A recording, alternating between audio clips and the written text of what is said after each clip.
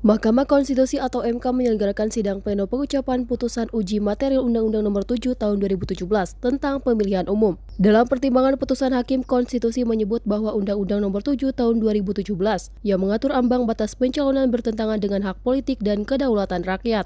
1. Semua partai politik peserta pemilu berhak mengusulkan pasangan calon presiden dan wakil presiden. 2. Pengusulan pasangan calon presiden dan wakil presiden oleh partai politik atau gabungan partai politik peserta pemilu tidak didasarkan pada persentase jumlah kursi di DPR atau perolehan suara sah secara nasional. 3. Dalam mengusulkan pasangan calon presiden dan wakil presiden, partai politik peserta pemilu dapat bergabung sepanjang gabungan partai politik peserta pemilu tersebut tidak menyebabkan dominasi partai politik atau gabungan partai politik sehingga menyebabkan terbatasnya pasangan calon presiden dan wakil presiden serta terbatasnya pilihan pemilih. 4. Partai politik peserta pemilu yang tidak mengusulkan pasangan calon presiden dan wakil presiden dikenakan sanksi larangan mengikuti pemilu periode berikutnya. Sehingga Mahkamah Konstitusi pun menghapus ambang batas atau presidental threshold minimal 20%. Kursi di Dewan Perwakilan Rakyat atau memperoleh suara sebanyak 25% suara sah dalam pemilu nasional. Dengan adanya putusan Mahkamah Konstitusi tersebut menyatakan, setiap partai politik beserta pemilu memiliki berkesempatan untuk mengusulkan pasangan calon presiden dan calon wakil presiden.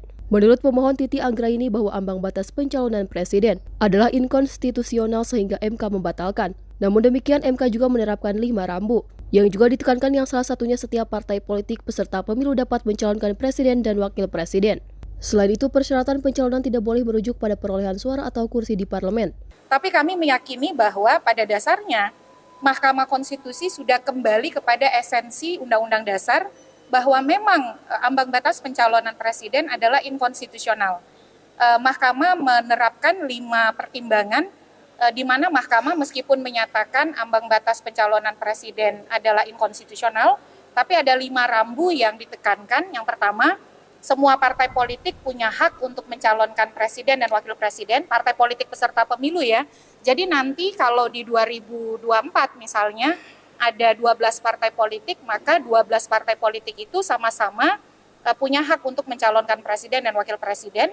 Yang kedua, persyaratan pencalonan tidak boleh merujuk kepada perolehan suara atau kursi di parlemen.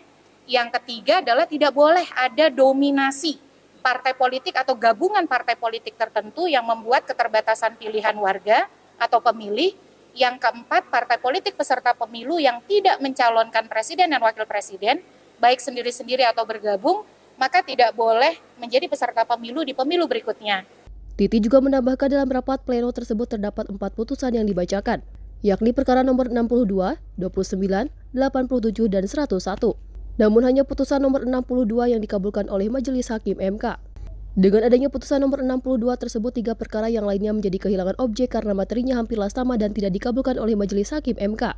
Dari Jakarta, Dio Malau, Sinpo TV melaporkan.